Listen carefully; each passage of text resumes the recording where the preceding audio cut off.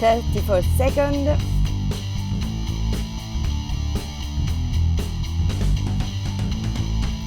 Good afternoon, everyone. Here is the third video for the actuarial reserves. In this third video, we are going to see in practice how to make a calculation of the expected reserves. First step is to consider just one whole life product for a single policyholder of 40 years old. So this way we can actually see how to take consideration of the discount rate, the probability of dying, and the probability of surviving. As we know, the expected reserves equals to the differences between the expected reserves outgo, which means the amount of claims being paid by the company to the policyholder, decreased by the amount of premiums paid by the policyholder insurance company. So this is at the end of the policy should be exactly equals to each other, so the same.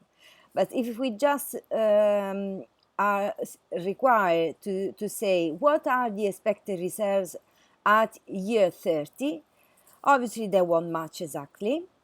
So we expected to find an amount which is not zero. Okay, in practice, for a single whole life product, for a 40 years old policyholder, premium of 2,265, a claim of 400,000, and an interest rate of 6%, which is a medium value of the interest rate that we take account of. First thing to do is calculate the probability of dying. Okay. And here we calculate the probability of dying for a policyholder 40 years old after 1 year. This will be obtained dividing the number of deceased by the number of survivors at 40 years old. Then linking all the other mortality rates are the number of survivors at 40 years old, we obtain the distributions. Because we are taking consideration of the probability of 40 years old of dying after 1 year, after 2 years, after 3 years, and so on until the end of the policy year. Which is T140 Q40. So the probability of dying each year for a policyholder of 40 years old. Okay, so this is our column, our interested column for mortality rate. Then, and this will be used to make calculation of the claim. So the expected present value of the outgo. To do this, obviously, we need to consider the interest rate. And the interest rate, how is it calculated? The interest rate will be our mean interest rate to the power of the year, the policy year. And this is for until the end of the policy. Obviously, for year 0, so the year which is the year of the start of the policy, we don't take consideration either of the mortality rate nor the discount rate, because the insurance company won't pay any claim. So we start from year 1. These two columns will be the columns use it to build up, to calculate our outgo. And our outgo will be the claim amount times the sum product of these two columns. So I do this times this plus this times this plus for the entire policy. As you see, the income, expected present value income in this condition, so up until the end of the policy, is exactly the same. And how it is calculated? Policyholder survives to the next year. So for the year zero, just the beginning of the policy, is certain the probability that the policyholder will be able to pay for the premium. The year after, we need to take consideration, obviously, of the discount rate, but instead of the mortality rate, we take consideration of the survival rate. So the probability for the policyholder of surviving to the next year and being able to pay for the claim.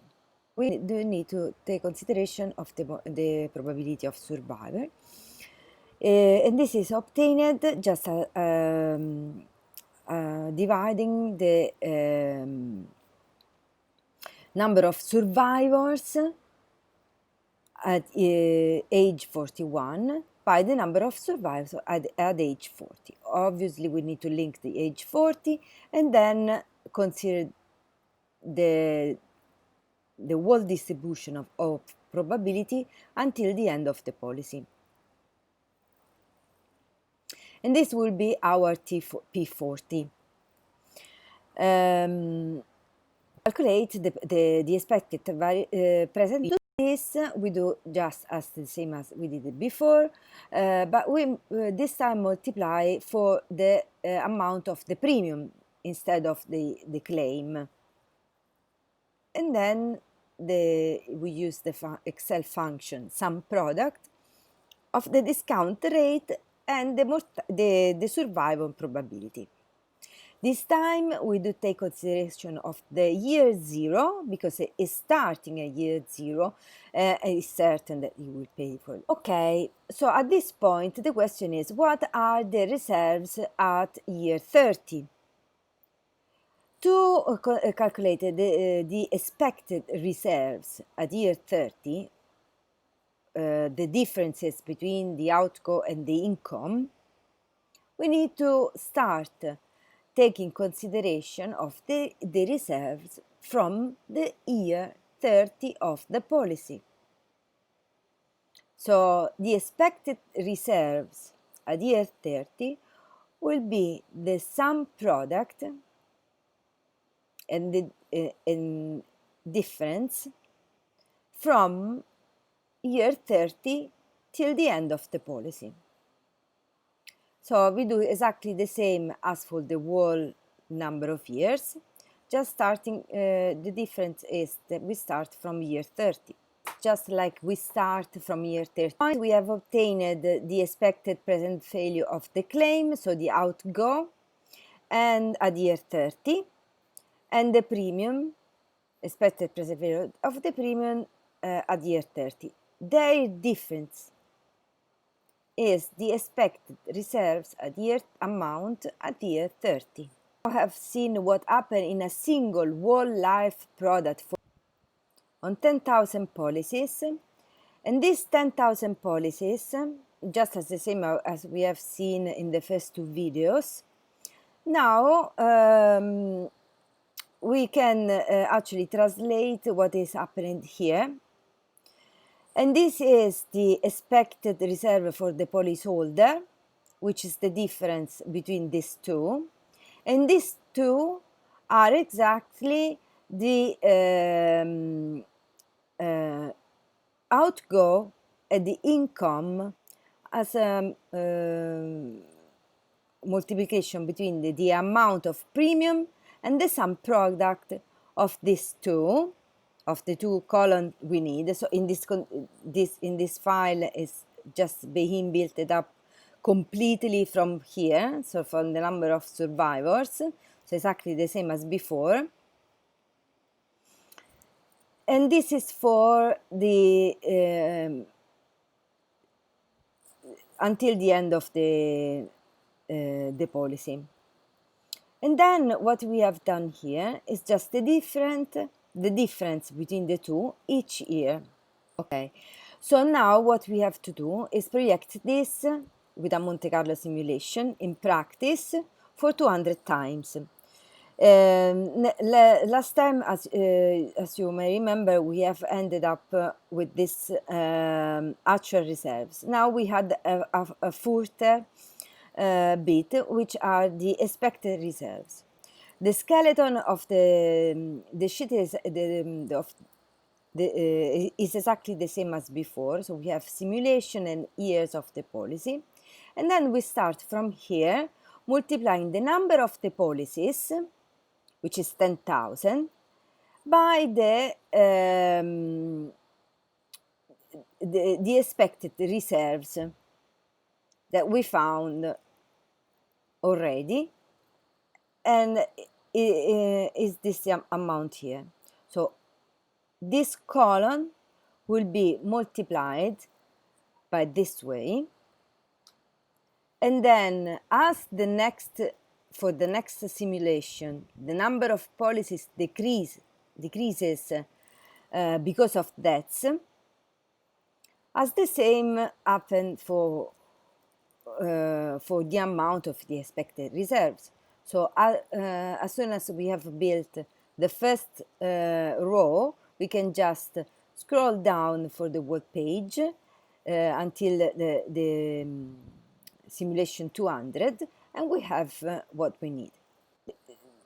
Policy years, we have a sort of very small expected reserves amount, as you can see, and at year 70 is actually 0 because all the claims have been paid. What we are asked to do is consider the probability that the actual reserves are greater than the expected reserves. How do we do this? So I did it this way. I have taken consideration of the fact that the actual reserves will be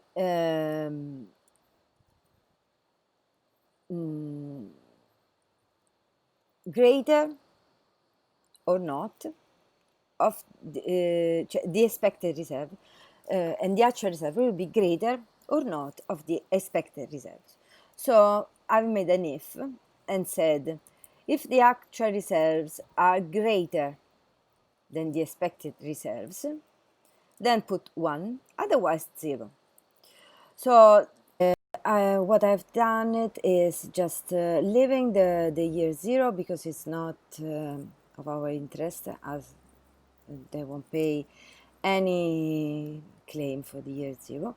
But starting from year 1, I have made a sum of each column and then calculate the average, so the sum of the column, and then the average, so the sum divided by 200, which is the number of simulation, for the whole year of the policy, and then I've made the average again. So this is the way I have calculated the probability of that the actual reserves will be greater than the expected reserves. So in this case, in this condition, the probability is 44%. So it's all for today. Have a good rest of the day, and see you next time. Bye now.